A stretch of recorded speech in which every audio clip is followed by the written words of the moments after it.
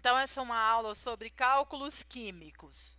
Primeiro, é, qual a unidade de medida de um átomo? Um átomo é extremamente pequeno. Como que eu vou pesar, calcular com um átomo? Sentiu-se, então, uma necessidade de desenvolver uma unidade de medida específica para quantificar o átomo. Observou-se, então, na natureza, um elemento bastante abundante, no caso, o carbono. Então, pegou-se o carbono como referência. O carbono que tem maior porcentagem na natureza é o carbono 12. Carbono com massa 12. É o isótopo de carbono em maior quantidade na natureza. A partir do carbono com massa 12, desenvolveu-se então uma nova unidade. Chamou de U, unidade de massa atômica, que é definido como sendo igual a 1/12 da massa de um átomo do isótopo de carbono 12. Ou seja, dividiu-se a massa do carbono 12 em 12 partes. Uma parte chamou de U. Por isso que começa-se o estudo de cálculos químicos utilizando o U e depois o U desaparece e vira grama, porque na verdade 12, massa 12, 12 gramas, ou seja, uma parte, uma unidade de massa atômica é a mesma coisa que um grama. Massa atômica de um átomo, de um elemento, Ma, massa atômica de um elemento químico, a massa atômica de um átomo. É a massa por conveniência, usa unidade de massa atômica, é a massa dada em U. Exemplo, massa do hélio, 4 unidades de massa atômica, 4U. Na tabela periódica, a massa que aparece, na verdade, ela foi calculada com a média ponderada de todos os isótopos daquele elemento. Então, quando se pega a massa do carbono é 12, fez a média de todos os isótopos do carbono, carbono 12, carbono 13, carbono 14, com as respectivas porcentagens e calculou a média. E definiu que a massa do carbono é 12. Então, na tabela periódica, o que encontramos não é a massa atômica de um isótopo específico de um dado elemento, e sim a média ponderada dos seus isótopos. Um exemplo, então, de como se calcula essa massa. O cloro. O cloro na natureza tem cloro com massa 35. Na porcentagem, 75% do cloro presente na natureza é cloro 35 e 25% do cloro presente é cloro com massa 37. Então, a massa do elemento cloro é a média ponderada. O que é a média ponderada? É a massa daquele isótopo vezes a porcentagem dele, mais a massa do outro isótopo vezes a porcentagem dele. Essa soma divide pelo total, que é 100%. Assim, a massa do cloro, a massa do isótopo cloro 35 vezes a porcentagem dele. A massa do cloro 37 mais a massa do cloro 37 vezes a porcentagem dele. Somando-se isso, dividiu pelo total, que é 100%. A massa do cloro que se encontra na tabela periódica é 35,5. Massa molecular. Então, se olharmos na tabela periódica, nós temos elementos químicos, átomos, mas não temos moléculas. Não temos moléculas. Não tem na tabela periódica escrita H2O, a água, que é uma molécula. Então, a massa molecular é obtida pela soma das massas atômicas de todos os átomos constituintes dessa espécie química. Coloquei dois exemplos para relembrarmos como que se calcula a massa da molécula. Calcule a massa molecular do CO2, do gás carbônico. Dado massas atômicas, carbono 12U, oxigênio 16U. A molécula, então, tem um carbono, uma vez a massa do carbono, mais presente na molécula 2 oxigênio, mais 2 vezes a massa do oxigênio, que é 16.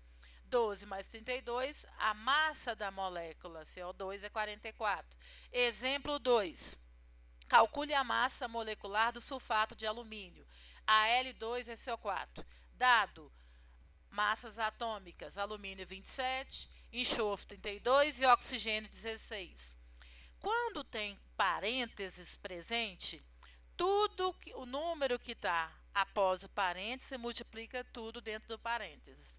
Assim, para calcularmos a massa molecular do Al2SO4, vai ser 2 vezes a massa do Al, que é 27, mais, dentro do parênteses eu tenho 3 vezes 1 aqui, que é o S. 3 vezes a massa do enxofre, que é 32, mais, eu tenho 4 oxigênios dentro do parênteses, vezes 3. 12 vezes a massa do oxigênio, que é 16. Somando tudo, 342. Essa constante, a constante de Avogadro, ou número de Avogadro, para entendê-la, eu gosto de usar um exemplo prático para ter uma dimensão do tamanho dessa constante. Então, para determinar em uma amostra em gramas, numericamente igual à massa atômica ou molecular, quantos átomos tem de carbono, se eu pegar a massa do carbono 12? Em 12 gramas, quantos átomos de carbono tem lá dentro? Se eu for contar átomo por átomo.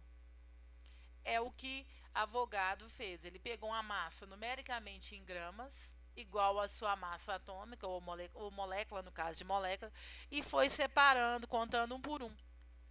É a mesma coisa se eu pensar em pegar um pacote de arroz e contar grão por grão dentro de um pacote de arroz. Quantos grãos de arroz existem lá dentro? Então, ele calculou para várias amostras e chegou no valor aproximado, 6 vezes 10 a 23. Quando se usa essa constante de Avogadro? Quando pedir para calcular quantos átomos ou quantas moléculas tem dentro de uma amostra.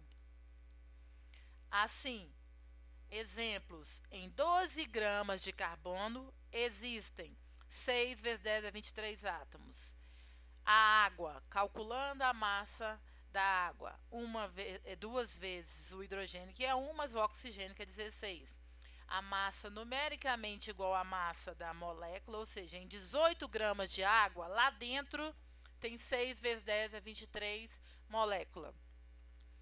Ou seja, em uma massa numericamente igual à sua massa atômica ou molecular, existem 6 vezes 10 a 23 entidades. Entidades, porque se você estiver trabalhando com átomos, tem 6 vezes 10 a 23 átomos.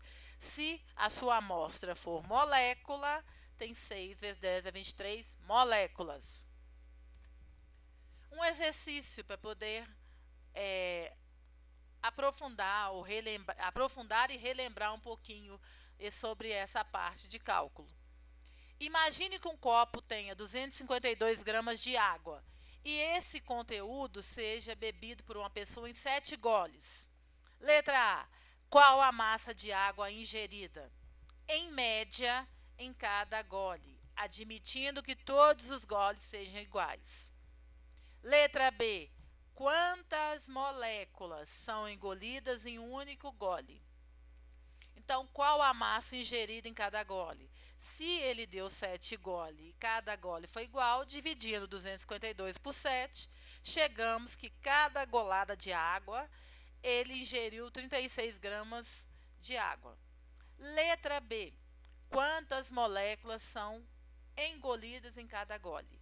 Quando se pergunta quantas moléculas, que no caso a água é molécula, neste caso, terá que se utilizar a constante de Avogadro, 6 vezes 10 a 23. O que sabemos com a constante? Que em uma massa numericamente igual à massa da molécula, tem 6 vezes 10 a 23. A molécula é a água. A massa da água, calculando pela tabela, é 18. Em 18 gramas de água, tem-se 6 vezes 10 a 23 moléculas. Mas ele não ingeriu 18 gramas. Cada gole tem o dobro, tem 36. Quantas moléculas tem em cada gole de água? Monta-se a regra de 3. Para se calcular com esse número 10 a 23, o aconselhável é multiplicar os números, são mais simples, e conservar o 10 a 23. E depois, se der um número muito grande, usa-se a notação científica e anda com a casa. Ou seja, aqui é o dobro de 18 para 36. Seriam 12 vezes 10 a 23. Usando a notação científica, 1 vezes 10 a 24. O mol. A partir da constante de Avogadro, definiu-se o mol. O que vem a ser o mol? Quantidade de matéria que contém 6 vezes 10 a 23 entidades. Então, a massa igual a que está na tabela, numericamente igual, tem 6 vezes 10 a 23 entidades. Essa massa, essa quantidade, recebeu o nome de mol. A massa de um mol definiu-se como massa molar, o M. É a massa que contém 6 vezes 10 a 23 entidades ou espécies. Unidade, grama por mol, ou grama por mol a menos 1. O que significa a unidade? Tantas gramas em 1 mol. Então, quando se calcula a massa molar, é a massa referente à unidade, que é 1 mol. Assim, 1 mol corresponde à massa molar, que é a massa calculada pela estrutura com as massas dos átomos presentes na tabela periódica. E dentro de 1 mol, dessa massa, sempre terá 6 vezes 10 a 23 entidades. Assim, se eu pego a glicose, C6H12O6, calculando a massa molar, calculei a massa de 1 mol.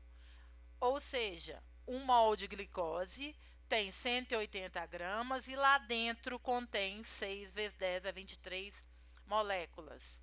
Qualquer valor maior ou menor que 180 vai ser maior ou menor que 6 vezes 10 a 23.